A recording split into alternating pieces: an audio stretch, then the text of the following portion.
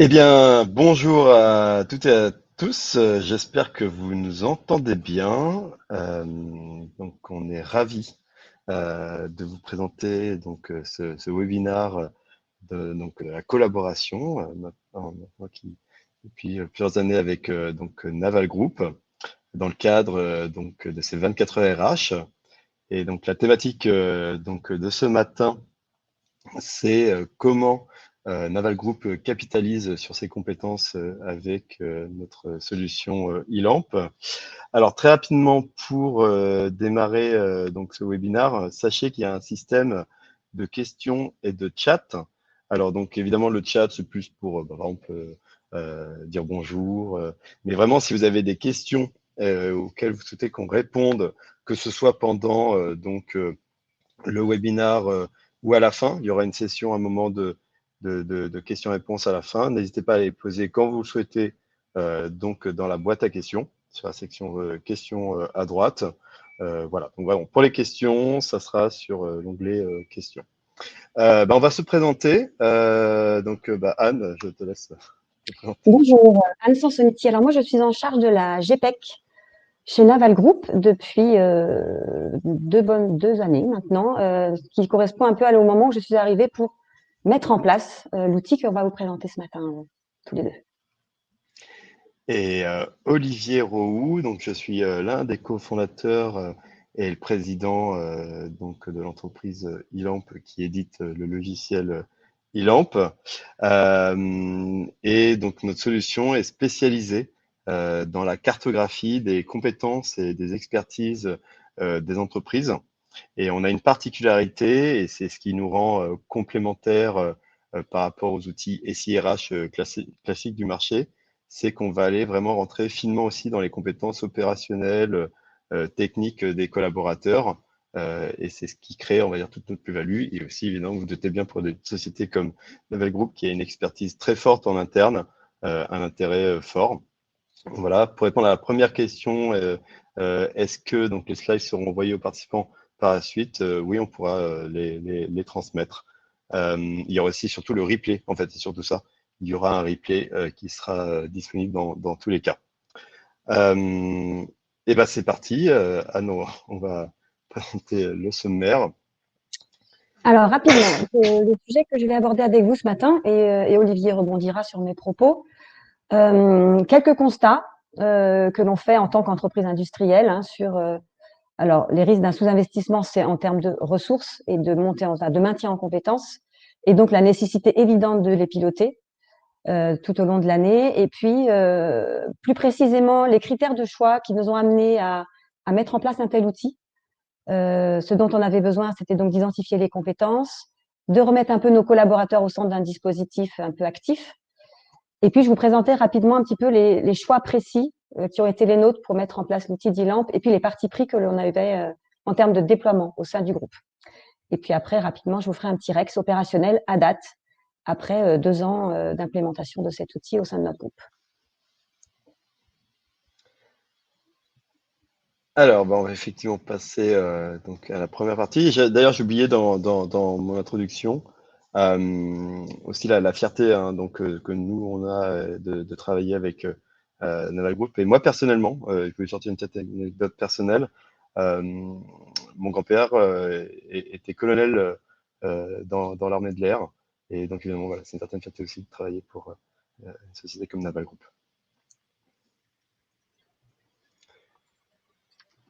Euh, Avant de vous présenter les enjeux, je voulais quand même vous présenter un petit peu le groupe. Je ne sais pas si vous connaissez tous le groupe Naval Group, qui est une très vieille entreprise qui doit avoir 400 ans d'existence avec les premiers arsenaux, il y a quand même quelques années maintenant.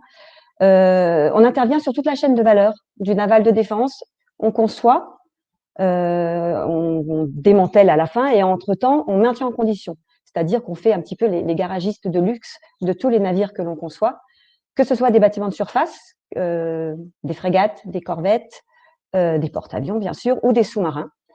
Et on intervient également sur l'ensemble des développements de systèmes complexes que l'on met à bord de nos navires, qui sont notamment les systèmes de combat, par exemple. On est présent sur 8 sites en France, essentiellement des ports, naturellement, également sur plusieurs pays à l'étranger, tels que le Brésil, l'Inde, la Malaisie, l'Égypte, l'Arabie Saoudite, voilà, et j'en passe. Vite fait, la constitution de notre groupe, c'est environ 16 000 collaborateurs aujourd'hui. 90% sont des salariés de droit privé et 10% sont toujours des personnels mis à disposition par l'État. Nos ouvriers de l'État, c'est très important pour nous.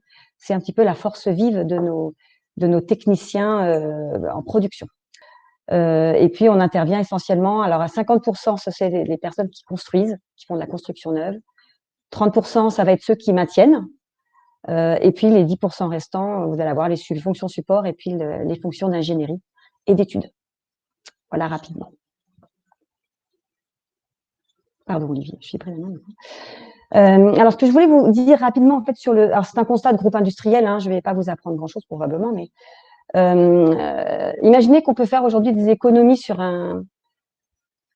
des compétences, en tout cas sur leur maintien, sous prétexte qu'un plan de charge ne le justifie pas. Vous savez qu'on a des grosses variations de charges, hein. Notamment chez Naval Group, on a des constructions de bâtiments tels que les nôtres, c'est environ 30 ans. Donc, entre le moment où on met à disposition une ressource qui va concevoir, qui va développer, et puis la sortie d'un sous-marin, il se passe entre 25 et 30 ans. Donc, évidemment, ce ne sont pas les mêmes personnes, ce ne sont pas les mêmes ressources. Donc, sur les premiers temps, on va utiliser effectivement des concepteurs, et puis après, on les utilisera moins. Donc, s'il se trouve qu'entre deux constructions de sous-marins, ce qui arrive souvent, on n'a pas d'autres contrats de sous-marins, eh ben, ces ressources, si on ne les utilise pas, elles perdent en compétences. Donc, l'enjeu que l'on a, nous, chez Naval Group, c'est de maintenir nos compétences et de les faire travailler, puisque bien sûr, la compétence technique, elle se pratique. Si on ne pratique plus, on perd. Donc, on doit essayer effectivement de se projeter à plus ou moins long terme pour essayer d'identifier à peu près les pics et les creux de charge que l'on va avoir et d'identifier un petit peu de quoi on va avoir besoin en termes de modalités de formation, de maintien en compétences, de chantier école que l'on met en place sur nos sites. À cela s'ajoute chez Naval Group, mais dans d'autres entreprises de pointe, je pense, la montée en compétences qui est très longue sur certaines de nos techniques. C'est je vais vous donner un exemple sur la coque, par exemple, métier que vous connaissez peut-être pas, mais la coque, c'est tout ce qui transforme en fait nos travaux d'études en conception. Donc, ça va être le formage de la coque, le soudage, etc.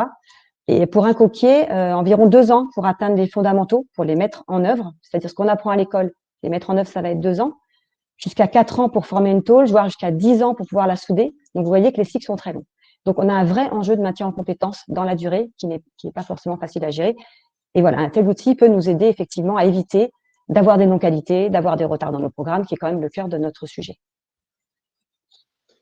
Oui, effectivement, d'ailleurs, ce que tu décris là, c'est hyper intéressant parce que on a entendu aussi des sociétés comme Orano, suite à la commande publique là, qui est repartie, on va dire, au niveau des centrales.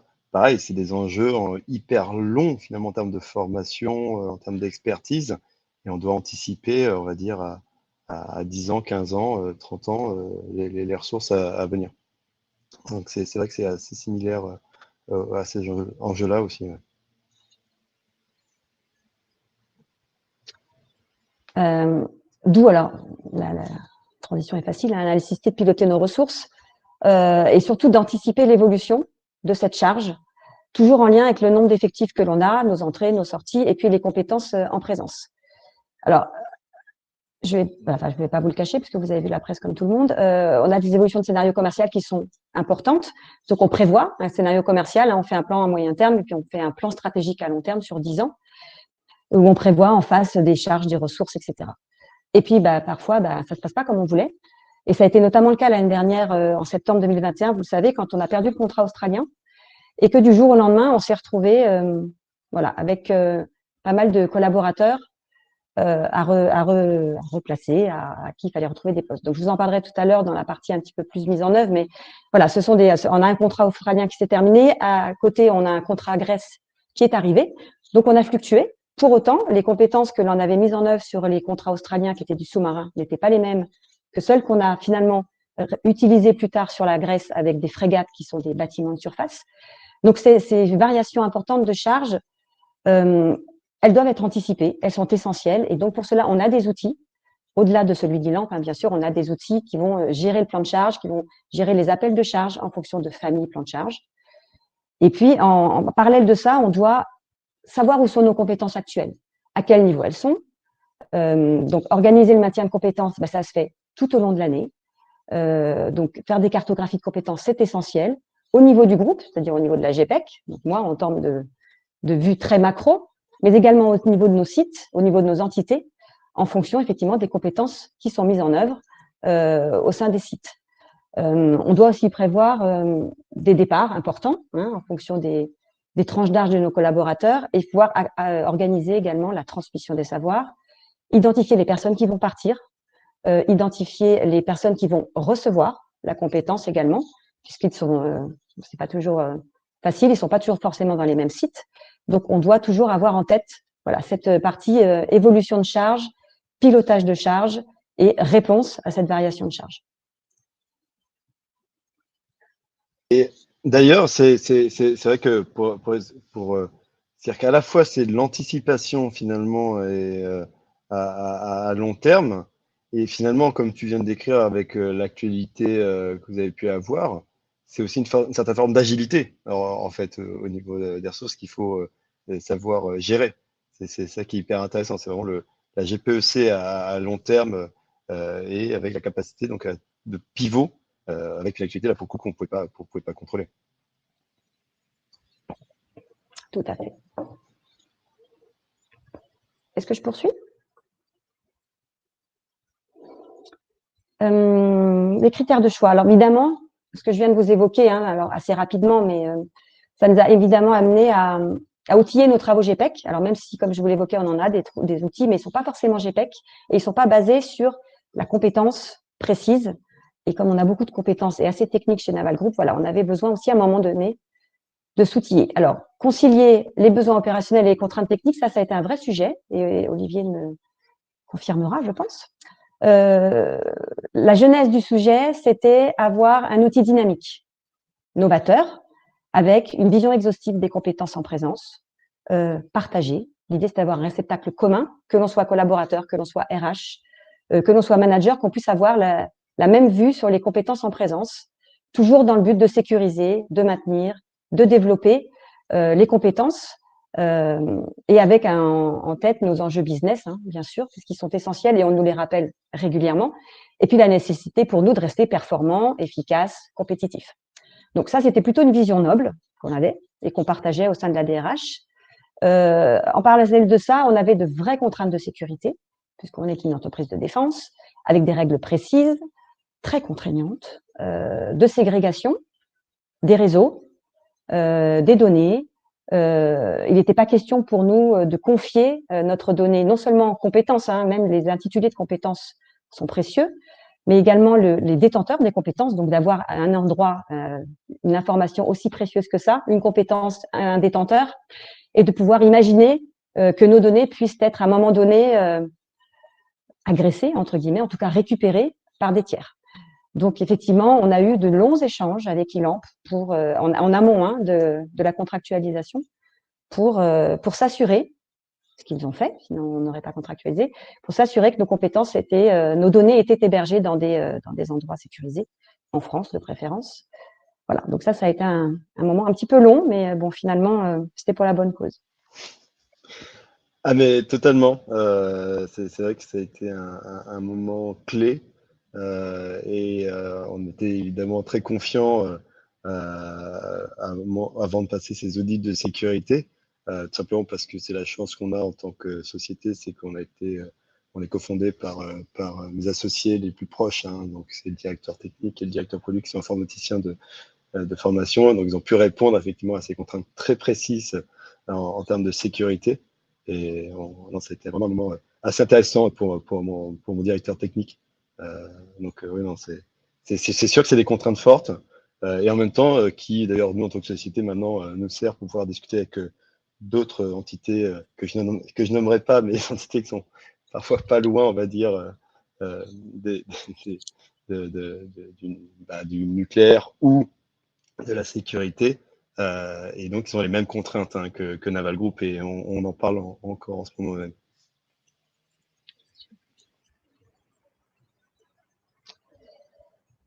Cette partie d'identifier les compétences en présence, donc typiquement, c'est utiliser un outil pour faire des cartographies. qui sont autoporteuses, qui peuvent servir et les RH et les managers, bien sûr. Et puis, c'est utiliser ces cartographies de compétences et données compétences qui sont quanti et quali pour accompagner nos évolutions au sein du groupe. Alors, quand je dis évolution, c'est variation de charge qu'on a déjà évoqué précédemment. Et alors, là que je vais préciser un petit peu sur le contrat australien, et bon, je vais pas m'étendre, mais vous savez, ça a été quand même alors une surprise, hein, puisque du jour au lendemain, ou quasi, hein, en tout cas pour nous RH, collaborateurs du groupe, du jour au lendemain, on a dû repositionner 600 collaborateurs qui se sont retrouvés sans poste. Alors, passer l'angoisse de la nouvelle, c'est vrai que se dire, alors surtout que certains étaient en Australie, hein, c'est encore moins confortable, c'est se dire comment est-ce qu'on fait finalement quand on a un pépin comme ça pour réagir vite et bien. Donc, et c'est là que effectivement on débutait. Alors, on était en déploiement progressif hein, sur cet outil-là. Donc, tous les collaborateurs du groupe ne sont pas intégrés encore dans cet outil, ne l'ont pas en main. Et notamment ceux qui étaient concernés par ce contrat-là ne l'étaient pas. Donc, on a dû effectivement assez rapidement, de manière réactive, leur donner la main sur l'outil et leur proposer de venir saisir leurs compétences, identifier leurs compétences, préciser leur niveau de maîtrise, et donc bâtir un CV en fait rapidement, un CV un petit peu ergonomique, un petit peu dynamique, ce qui déjà un petit peu les a un peu occupés, hein, leur a montré qu'on s'occupait d'eux, qu'on prenait en main leur sujet, et après ils avaient à proposer cette première réflexion à un RH parce que tous les collaborateurs du groupe ont été reçus en entretien sur la base de ce qui avait été saisi ou pas dans l'outil, mais en tout cas pour beaucoup ça leur a servi, et ça a été une bonne base de réflexion en tout cas pour avancer et pour les repositionner tous d'ailleurs à date sur des nouveaux postes en fonction de leurs appétences et puis des dispositions qu'on avait dans le groupe. De même que, alors ça c'est pour de la variation de charge pardon, et des petites des contraintes techniques. D'autres sujets sur lesquels on peut l'utiliser, c'est pour accompagner des transformations. Et chez Naval Group, on se transforme beaucoup, on évolue beaucoup. Et là, je parle au présent parce que c'est le cas aujourd'hui. On a un nouveau directeur des systèmes d'information qui vient d'arriver et qui notamment nous a proposé d'engager une transformation digitale. Donc, qui dit transformation digitale dit diagnostic.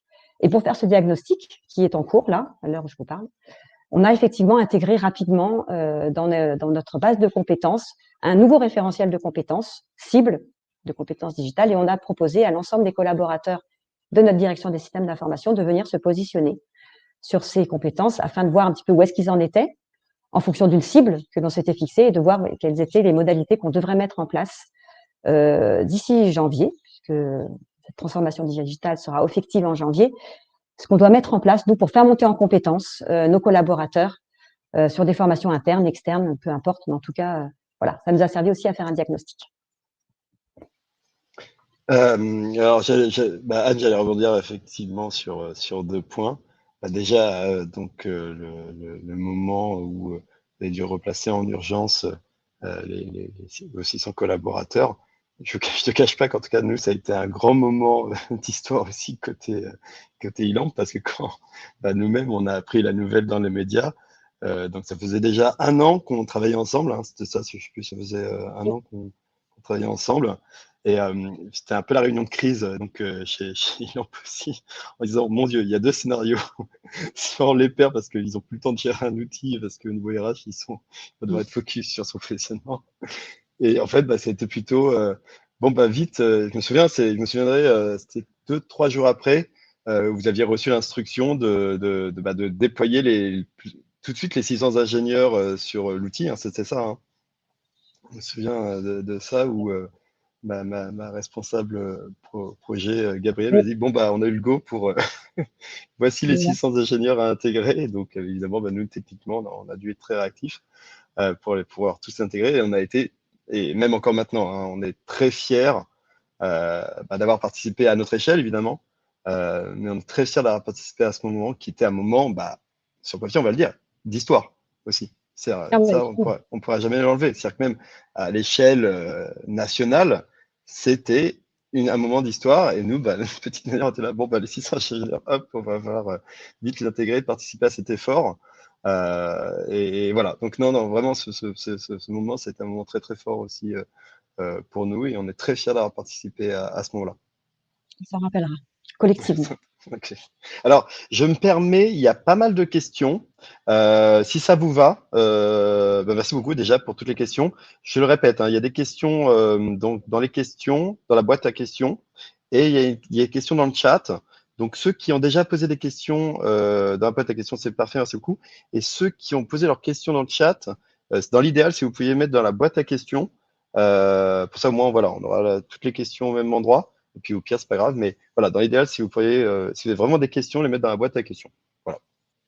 Et on y répondra à la fin. Hein. C'était dit qu'on Ouais, se donnerait un petit temps à ouais, la fin pour répondre ouais. à l'essentiel de vos questions, en tout cas. J'espère qu'on y arrivera. Il y a pas mal de questions, Anne. Je pense qu'on aura de quoi faire. Alors, je vais avancer. Je vais essayer d'avancer un petit peu plus rapidement pour qu'on ait du temps. Non, non, non, non, non, non. Avec vous. Non, mais je resterai claire quand même, j'espère. Un autre besoin qui était important pour nous, c'était de remettre un petit peu nos collaborateurs au centre du dispositif. En tout cas, de les mettre, voilà, de ne pas mettre que les RH qui vont traiter les RH, parce que je pense que quand même, c'est important que chacun, individuellement, on se prenne aussi en main. Et l'idée, c'est de leur proposer un outil passeport compétences. Alors, en plus de cela, on a un accord GPEC qui est assez important et qui nous guide beaucoup dans le groupe, que l'on négocie, voilà, tous les 3 ans et qui nous emporte. Et dans ce fameux accord GPEC, on s'était engagé à mettre en place un passeport compétences qui devait prendre la forme qu'on allait définir après, mais en tout cas, on devait le faire. Donc, c'est ce qu'on a proposé à nos collaborateurs. L'idée, c'était de les remettre un petit peu au centre et de leur permettre le temps qu'il leur fallait de faire un point, un bilan, une sorte d'introspection professionnelle en disant, voilà, où est-ce que j'en suis? Quelles sont les compétences que je maîtrise? Quelles sont celles que je voudrais partager avec mon groupe et mettre à disposition de mon RH, mais également de mon manager. Et puis, sur cette base-là, se dire, ben voilà, une fois que j'ai fait ce bilan, qu'est-ce qu'on pourrait me proposer? Alors, les RH, bien sûr, sont acteurs également, mais permettre d'un outil autoporteur qui leur permettrait et de faire un bilan et de pouvoir se projeter tout seul et de se faire leurs propres idées de ce qu'ils pourraient faire demain. En substance, c'était à peu près ça. Olivier, est-ce que tu veux rajouter quelque chose? Sinon, Micro. Oui, non, c'est sûr que je disais les questions en parallèle. Le fait vraiment de permettre aux collaborateurs donc de voir les offres de poste qui pourraient l'intéresser, c'est hyper important. Et surtout que nous, on va dire en termes d'algorithme, ça fait partie des points de R&D qu'on a beaucoup travaillé, cette capacité donc à bien comprendre le profil du collaborateur. Alors, je pourrais rentrer, d'ailleurs, il y a des questions sur l'intelligence artificielle, on pourrait y rentrer. Jusqu'où on utilise l'intelligence artificielle, jusqu'où si on utilise les compétences concrètes des collaborateurs. En fait, c'est un mix des deux. Et évidemment, pouvoir analyser donc ces offres de poste et pouvoir suggérer les meilleures offres de poste aux collaborateurs. Et ça, voilà, ça fait partie des valeurs ajoutées qu'on peut apporter parce que ces offres de poste, si je ne me trompe pas, elles sont publiées donc ailleurs sur un autre outil qui, lui, n'a pas, en tout cas, cette capacité de matching. Et donc, notre travail, c'est de faire celui-là. Et d'ailleurs, finalement, Elan le présente comme un hub pour le collaborateur parce qu'en fait, vu que son profil est cartographié en termes de compétences et d'expertise, ça nous permet d'avoir une connaissance fine du collaborateur et donc lui pousser donc des offres de poste et demain des formations, demain des parcours de carrière possibles, en fait, qui sont personnalisés par rapport à son profil. Bah, c'est là où on le rend à la fois acteur et aussi on va l'orienter évidemment par, et c'est pour ça que je parle de hub, c'est que finalement le collaborateur est connu, est mieux connu, et donc s'il est intéressé par une offre de poste, bah, il va basculer sur le fait de pouvoir postuler à cette offre de poste, et donc c'est là où il quitte aussi Elamp et il bascule sur cet outil-là, ou sur les formations, c'est pareil, il va pouvoir suivre un processus de formation par la suite sur un autre outil. Donc voilà, nous, notre outil, finalement, c'est plus, notre travail, c'est de connaître le collaborateur pour aller le pousser vers le bon endroit de manière très personnalisée. J'ai aperçu de coin de l'œil une question. Alors, je suis désolée, mais il y en a beaucoup, donc j'ai avoir du mal, mais je vais juste répondre à une question. L'objectif, c'était de mettre le collaborateur au centre et de lui permettre d'auto-déclarer ses compétences. J'ai vu que c'était une question. Donc oui, on avait, nous, un référentiel de compétences qu'on avait injecté dans l'outil d'environ 600 compétences que l'on traitait au niveau très macro. Et on avait demandé, effectivement, l'idée, c'était d'aller identifier les compétences en sommeil, justement. Alors, celles techniques, bien sûr, qu'ils avaient mises en œuvre dans d'autres groupes et qui pouvaient servir techniquement le groupe, mais également les compétences extra-professionnelles, que l'on a souhaité aussi mettre en avant et ça a beaucoup marché d'ailleurs, cet univers de compétences extra-professionnelles. Ils sont très prolixes, nos collaborateurs, qui nous permettra un petit peu de voir aussi qui étaient les personnes aussi, derrière les ressources et derrière la compétence, qu'est-ce qu'on avait aussi comme autres appétences dans nos collaborateurs. Donc ça, c'était important. Et puis, cette autodéclaration permet effectivement d'enrichir le référentiel qui aujourd'hui, pour vous donner une idée, doit avoisiner les 4000, 4500 compétences que l'on essaye de modérer au fil de l'eau. On avait tout ouvert, les univers, voilà, on avait des référentiels avec des grandes catégories de compétences qui sont venues s'agrandir. Et puis, au fur et à mesure, alors quand on avait un petit peu de mal à modérer, puisque ça prend beaucoup de temps, on a fermé les univers et puis on a laissé le temps, effectivement, avec les référents métiers et puis les RH de dire, bon, cette compétence-là, on la garde, celle-là, on la fusionne, celle-là, on l'archive, bref. Tout ce qui est la modération après d'un référentiel de compétences qui prend beaucoup de temps si on veut qu'il soit pertinent et si on veut qu'il soit utile. Voilà. Oui, je me permets d'ailleurs de rebondir par rapport à ça, et on pourra prendre le temps aussi d'en parler avec l'intelligence artificielle de manière générale. Les référentiels, c'est un vrai sujet, c'est vraiment un vrai sujet, et je pense que c'est un peu la clé de voûte en fait des enjeux et de l'approche compétences de manière générale en fait dans les entreprises. C'est que à la fois en fait des compétences sur Terre, il y en a une affinité en fait, et à la fois pour pouvoir être pertinent auprès de ses collaborateurs, il faut pouvoir pousser des compétences qui sont aussi à la fois proches de son activité professionnelle, mais aussi qui lui permettent d'aller sur d'autres volets. Et tout l'art, en fait, est de savoir maîtriser ça. Et on a mis beaucoup, en tout cas, nous, côté R&D, cette capacité donc à nos clients, d'un côté, de pouvoir gérer ce qu'ils considèrent comme étant important à mettre en avant auprès des collaborateurs pour quand même avoir de l'information sur les compétences opérationnelles nécessaires à l'organisation. Encore plus de ça, et c'est pour ça que je parle d'intelligence artificielle, c'est que les référentiels standards sur le marché, il y en a. Donc des compétences standards sur le marché, il y en a des milliers. Mais l'intelligence artificielle ne devinera jamais les compétences qui sont nécessaires à Naval Group. Il n'y a que Naval Group qui sait quelles sont les compétences nécessaires à son organisation parce que c'est sa langue. En fait, c'est son expertise. Donc, on pourra jamais, une IA ne pourra jamais deviner ça. Et donc, en fait, il faut avoir un outil qui permet de comprendre et d'absorber en fait la langue de nos clients, tout en suggérant en fait des compétences parfois plus classiques. Et c'est le tout qui fait que ça fonctionne. Donc, penser qu'il y aura un outil qui fera tout et qu'il n'y aura aucune modération, c'est simplement s'empêcher, mécaniquement, par définition, s'empêcher de coller à la langue de l'entreprise et donc à son expertise. Et donc, qui fait que parfois les collaborateurs se retrouvent parfois à naviguer à travers des compétences qui ne lui parlent plus. Et encore pire, c'est qu'ils ne lui parlent plus opérationnellement. Et donc, donc, faut faire vachement attention à parler aussi la langue du terrain, la langue de l'expertise du collaborateur. Et c'est ça qui fait que ça fonctionne. Alors, je réponds rapidement à une question. On ne fait pas avec les 4000 compétences. C'est beaucoup. Effectivement, vous avez raison.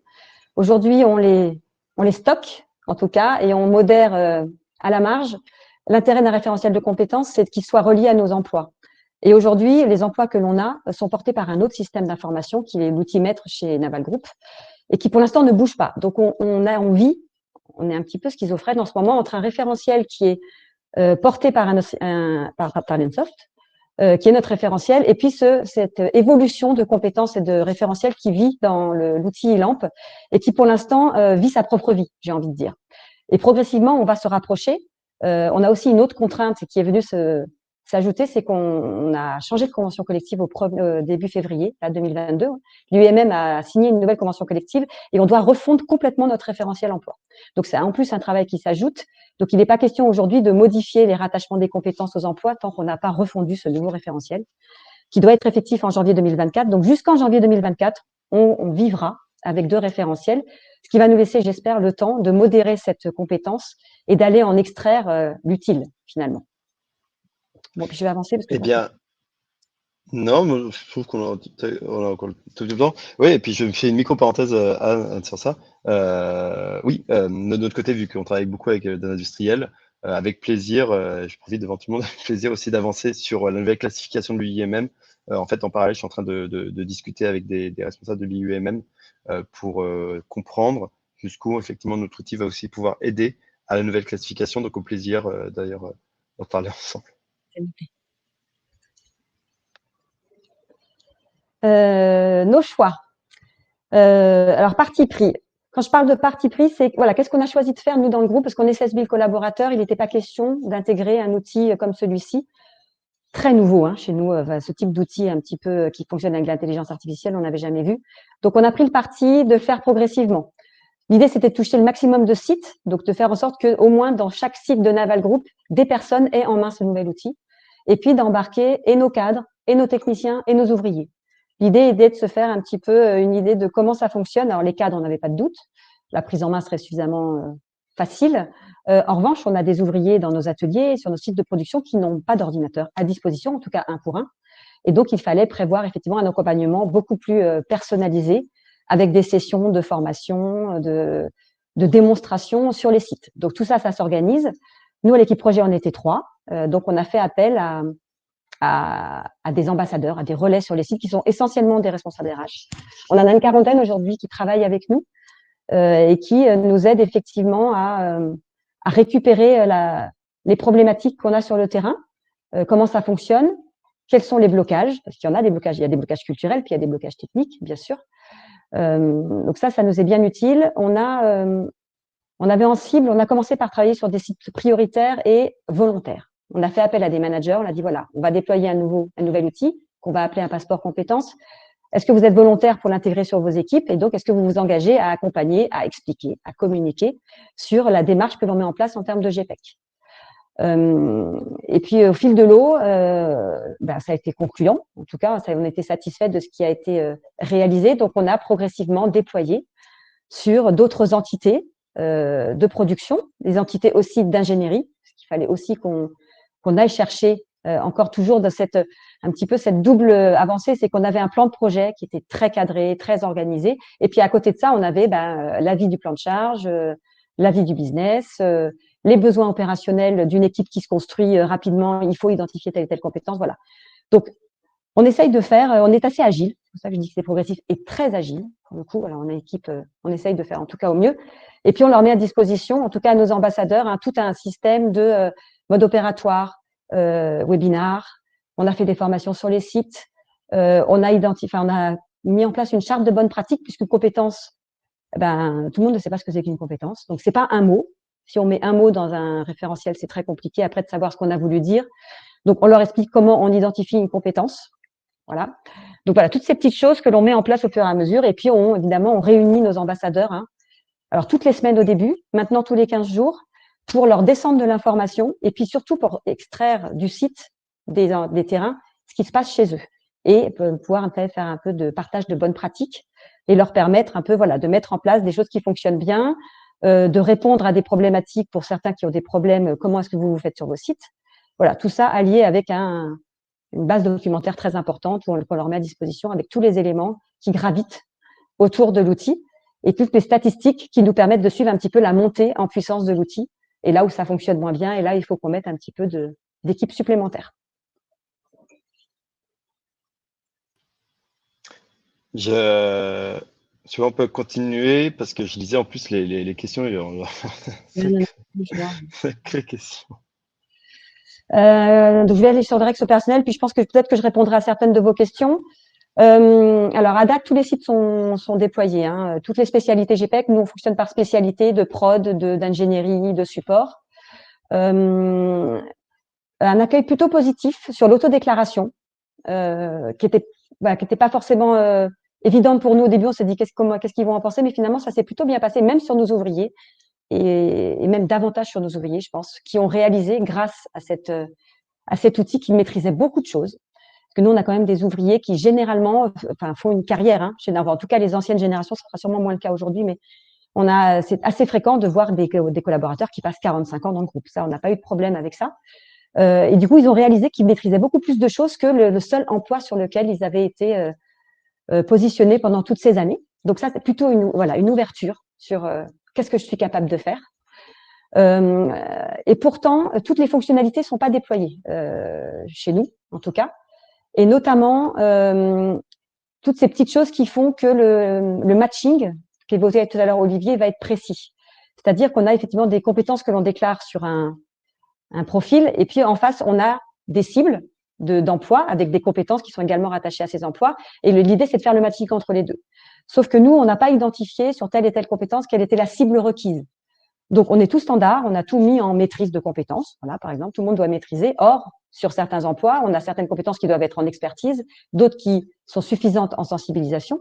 Donc, aujourd'hui, c'est pas très précis pour nous. En tout cas, c'est pas satisfaisant. De même que sur nos emplois, aujourd'hui, on a environ 220 emplois aujourd'hui chez Naval Group. On a certains emplois qui n'ont que 4 compétences qui sont rattachées. Et 4 compétences, ça suffit pas pour identifier le profil, le portrait un petit peu robot du collaborateur qui irait bien dessus. Donc aujourd'hui, typiquement, je vous donne l'exemple parce qu'on l'a souvent, on a un emploi médecin du travail où il y a 4 compétences sur cet emploi. Donc typiquement, on est tous à 80% de matching sur cet emploi, puisque globalement, ce sont des compétences plutôt standards et il n'y a pas de compétences précises liées à la médecine du travail. Donc voilà, donc c'est ces travaux qu'on ne voyait pas trop finalement et que là, on a mis en exergue de manière assez violente, je dois vous dire, et qui vont nous amener à travailler beaucoup sur nos référentiels métiers. On a un autre travail qu'on a évidemment mis en place. Alors, je vous ai dit que l'outil MED, c'est TTS qui gère tous nos process RH. L'idée, c'est de raconter une histoire avec l'outil d'ILAMP. C'est comment je donne du sens à cet outil qu'on vient rajouter et qui va naturellement devoir se greffer à l'écosystème RH. Il n'est pas question d'en faire un truc qui est autoporteur. L'idée, c'est qu'on le rende utile. Voilà, on dit, voilà, on a un nouvel outil.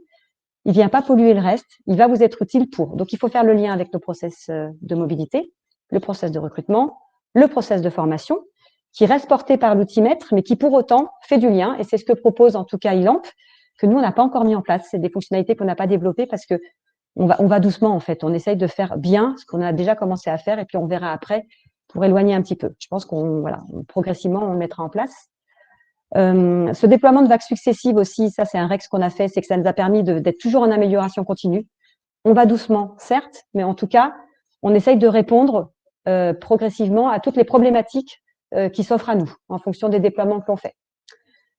Et puis, un constat qu'il faut aussi accompagner et communiquer, ce qui n'est pas facile, en revanche, quand on fait un déploiement progressif, parce que comme les 16 000 collaborateurs n'y sont pas, faire des communications de groupe, c'est compliqué parce qu'on annonce, voilà, vous avez un nouveau passeport compétences. Or, il y a 10 000 personnes qui ne l'ont pas. Donc, il faut essayer de moduler entre une communication au juste besoin, au juste endroit, et puis globalement quand même communiquer sur le fait qu'on fait des choses en termes de GPEC dans le groupe, qu'on a ces fameux accords qui nous tirent, qui nous guident, et que c'est important aussi de le respecter et de montrer qu'on avance. Voilà, même si ce sont des projets qui sont longs, ils sont utiles et ils nous servent au quotidien, nous en tout cas RH. Merci beaucoup pour ce retour d'expérience. Et donc, comme devine bien, on a hâte d'avancer sur ces nouveaux sujets en plus ensemble, d'avancer pas à pas. Et donc, j'évoquais aussi par exemple aussi l'UIMM. Il y a aussi d'autres sujets qu'on pourrait en plus ouvrir, en plus qui sont encore en R&D chez ILAMP. Donc avec plaisir. Alors effectivement, les questions, il y en a beaucoup, beaucoup, beaucoup. Merci beaucoup. Je pense que très certainement, une à une, on ne pourra pas y répondre. Par contre, j'ai quelques questions que j'ai pu voir comment dire, avec un sujet similaire. Tu as commencé à l'évoquer, Anne, c'est Talentsoft, ILAMP, SIRH Core, ILAMP. Comment ça fonctionne? Comment ça se parle? Alors, comment? Comment ça se parle? C'est ça peut-être la Ouais, question. voilà, c'est ça. Alors, il y a plusieurs sujets. Donc, moi, c'est une analyse que j'ai faite en fait du marché, clairement. Que ce soit ILAMP ou d'autres sociétés concurrentes à ILAMP, on existe. Alors, il y a déjà des outils SIRH. Donc, qu'est-ce qui se passe? Quelle est l'analyse qu'on peut faire en fait du marché? Moi, l'analyse que je peux répondre et la réponse que je peux donner par rapport à ça, c'est aussi une question d'interlocuteur et d'usage. Le SIRH Core, j'appelle souvent le SIRH Core ou le SIRH administratif ou processus administratif, c'est-à-dire qu'il s'occupe d'outiller les équipes RH dans leur processus RH au quotidien, comme un CRM, par exemple, va outiller les équipes commerciales dans leur processus commerciaux. Alors que des outils comme ILAMP, on va se concentrer pas sur les processus, on va se concentrer sur l'individu. quel est l'individu, ses compétences, son expertise. C'est-à-dire qu'on va vraiment faire ce que n'a toujours pas fait et ce que ne fait pas actuellement, en tout cas les outils SIRH classiques, c'est de se concentrer sur l'individu, qu'est-ce qu'il est. Et c'est là où en fait on fait le pont. C'est-à-dire que vu qu'on va rentrer beaucoup plus finement dans l'individualité de la personne, et d'ailleurs c'est ce qu'on voit d'ailleurs la plupart du temps sur les outils SIRH classiques, c'est que en fait quand on parle de compétences, c'est les compétences dont on parle une fois par an lors de l'entretien annuel, c'est 10 macro-compétences qui se battent en duel sur la fiche de poste, et c'est pas comme ça qu'on connaît un individu en fait. Et souvent, c'est-à-dire c'est très générique, c'est très transverse à tout le groupe, c'est ce qu'on voit en tout cas nous sur le marché. Et donc l'individualité n'est pas du tout pas reconnue. C'est-à-dire qu'on enferme d'ailleurs l'individu dans son poste, et encore en l'enfermant dans son poste, on ne le connaît pas. Donc clairement, on va plus nous être ce que j'appelle un SIRH opérationnel. C'est un peu le terme que j'ai pu trouver par rapport à ça. SIRH opérationnel dans le sens où on s'intéresse aux opérationnels, on parle leur langue et on va rentrer beaucoup plus finement dans leur expertise. Et donc, on en revient à l'enjeu du hub, c'est-à-dire que parce qu'on connaît beaucoup mieux l'individu, eh ben, on va pouvoir personnaliser finalement toute l'offre RH qu'on peut lui proposer. Donc, les offres de poste, des emplois qui pourraient l'intéresser, des formations qui pourraient l'intéresser. Donc, ça, c'est comment personnaliser l'offre RH autour du collaborateur. Et en plus de ça, et ça, c'est un point, pour ça, d'où aussi ce terme SIRH opérationnel, c'est qu'on va outiller le terrain, les managers, dans la polyvalence d'une équipe. Ça, c'est un truc hyper important. C'est-à-dire que nous, c'est le constat qu'on fait sur l'ensemble des entreprises industrielles qui n'ont pas des outils comme les nôtres, c'est qu'en fait, les managers de terrain, sur le terrain, pour leur équipe, ils prennent Excel et ils se font leur tableau, leur matrice de compétences et de polyvalence dans leur coin avec leurs compétences, parce qu'ils ne peuvent pas outiller l'outil SIRH Group pour connaître leurs collaborateurs. Donc voilà, la complémentarité, elle est là. Hein. En tout cas, c'est vraiment la complémentarité que je peux donner. Et pour répondre à une autre question sur le nombre de compétences, qui, au moment où ah non, on parlait de 600 compétences, 4000 compétences, etc. Bah, c'est ça, en fait, la finesse. C'est qu'à un moment, en fait, à un moment, il n'y a pas de miracle. Si on, vous pouvez faire savoir, les outils, par exemple, qui permettent de faire des expériences personnalisées, cumulent énormément d'informations sur les personnes. Donc oui, à un moment, bah, 600 compétences, 4000 compétences, c'est de la finesse. Et donc, c'est comme ça qu'on propose une expérience personnalisée aux collaborateurs. En fait, les 600 compétences, alors c'est vrai que c'est étonnant. J'ai vu qu'il y avait une question sur comment faites-vous. Ben, on fait. L'idée, ça serait elles servent à rien nos 4000 compétences si elles sont pas rattachées à nos emplois en fait. Donc progressivement, l'exercice métier qu'on doit mener, c'est qu'une fois qu'on aura fini de refondre notre référentiel, c'est de rattacher les compétences nécessaires à la tenue de l'emploi aux emplois. Parce qu'aujourd'hui, enfin jusqu'à présent en tout cas, la matrice de compétences a été gérée dans un fichier Excel par nos chefs d'équipe. Donc eux, ils prenaient les compétences du groupe, celles que l'on suivait nous de manière macro, et puis ils rajoutaient toutes leurs petites compétences très précises. Donc ça allait jusqu'à parfois sur un emploi 40 compétences très techniques que nous n'avions pas. Donc d'où l'idée aussi de mettre en place un outil utile, parce que si on continue à travailler en silo comme ça sur l'ensemble des matrices de compétences, on n'aura jamais, nous, la vision, alors exhaustive peut-être pas, mais en tout cas une vision beaucoup plus construite de nos compétences nécessaires, en tout cas pour nos chefs d'équipe. Donc, ce qu'on propose de mettre dans l'outil là aujourd'hui, c'est d'aller à un niveau suffisamment fin pour que nos chefs d'équipe s'y retrouvent et pour qu'ils utilisent l'outil. Sinon, on aura perdu notre pari, je pense. Bah, voilà, c'est exactement ça. C'est que si on parle pas la langue du terrain et des opérationnels des chefs d'équipe, bah, en fait, ils n'adhèrent pas à l'outil et c'est trop macro, trop généraliste pour eux. Ouais, c'est exactement ça. Je réponds aussi à une question parce que j'ai l'impression que c'est pas forcément clair sur le lien entre Talentsoft et Elamp et d'ailleurs de manière générale entre les SIRH et Elamp. Bah, typiquement, Channel Group c'est le fait de, entre autres, récupérer l'ensemble des offres de poste qui actuellement ne peuvent pas être poussées de manière personnalisée sur Elan. Donc nous, en fait, les offres de poste sont publiées sur Talentsoft. Nous, on récupère automatiquement ces offres de poste et on va faire matcher l'offre de poste. Donc en API, hein, techniquement, c'est en API ou en échange de fichiers. C'est-à-dire qu'en tout cas, il y a un lien entre les deux outils. On récupère automatiquement les offres de poste, on va les faire. Donc, notre algorithme va les comprendre en termes de compétences. On va comprendre, on va dire, l'offre de poste. Le collaborateur, c'est pareil, on va comprendre son profil, ses compétences, et on va faire matcher le tout avec un taux de proximité, en fait, entre l'offre de poste et le collaborateur. On va lui suggérer l'offre de poste. Et par contre, quand le collaborateur est vraiment intéressé par l'offre de poste, ben, il va postuler sur Talentsoft. En fait, c'est ça qui est intéressant. Nous, on a fait que personnaliser l'expérience de votre poste. Et on peut faire la même chose avec le catalogue de formation qui peut être sur le LMS. On peut faire la même chose avec la métier tech pour suggérer des parcours de carrière possibles aux collaborateurs. Sur d'autres sociétés avec qui on travaille, ça peut être des projets aussi. Voilà, c'est la personnalisation de l'expérience de l'offre RH ou de l'offre opérationnelle autour du collaborateur. Olivier, je vois qu'il est 45. Je pense Oui, que c'est navré, on n'a pas pu répondre à toutes les questions. Et pourtant, c'est très intéressant vos questions. C'est très légitime d'ailleurs.